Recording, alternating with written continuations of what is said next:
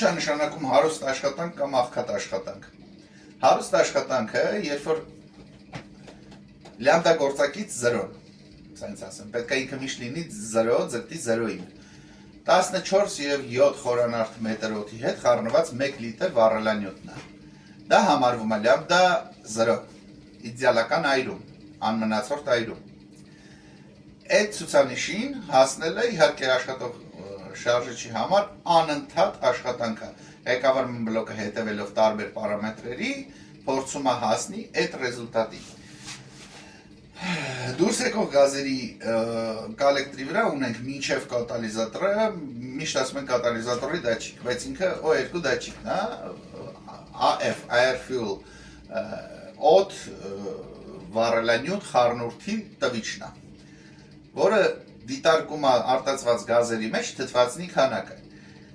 Ղեկավարման բլոկին հուշում է, որ աղքատ աշխատանքը կամ հարուստ է։ Լյամբդա գործակցից շեղումը դեպի դրական կողմ, այսինքն թվերը տեսնում ենք պլյուս օրինակ պլյուս 20, դա նշանակում է օդ է քաշում։ Այսինքն օդի ծավալի մեջ վառելանյութը քիչ է։ Դա կոչվում է աղքատ աշխատանք։ Երբ ունենում ենք մինուս 20, տեսնում ենք, որ տոպլիվան վառելանյութը օդի քանակի մեջ շատ է։ Շատ վառելանյութը բերում է թերայրման։ Թերայրման հոտ է ունենում։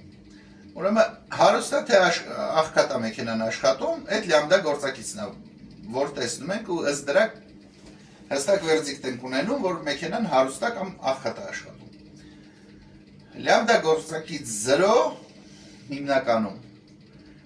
իդեալական պայմաններում է լինում, երբ որ բենզինի որակը լավն է լինում, ամեն ինչ սարքին է լինում, դեմռվեն շեղումներ չի ունենում, մի քանի տվիչներից է ինքը ինֆորմացիա ստանում, եթե բոլորը շեղում չեն ունենում, շարժիչը աշխատում է իդեալական։ Մեզ մոտ այս հարցը միշտ առաջանում է գազի դեպքում։ Մեքենան փոխում ես բենզին, կարճաժամկետ կորեկցիայի թվերը, այդ պահի աշխատանքի ժամանակ տեսնում ենք մենք 1, 2 կամ մինուս 1, 2, 3, դա նշանակում է նորմալ աշխատանքը։ Փոխում են գազ, թվերը աչքներից դեմը բարձրանում է։ Կարա բարձրանա, կարա իջնի, եթե աղքատ է կամ հարուստ է աշխատանքը։ Ինչն է հետաքրքիր Toyota և Lexus-ի դեպքում։ Երկարաժամկետ կորեկցիան ու կարճաժամկետ կորեկցիան իրարից երկարաժամկետը ուղիղ կախված է կարճաժամկետից, որովհետև կարճաժամկետը տեսնում ենք այս պահի աշխատանքը, երկարաժամկետի դեպքում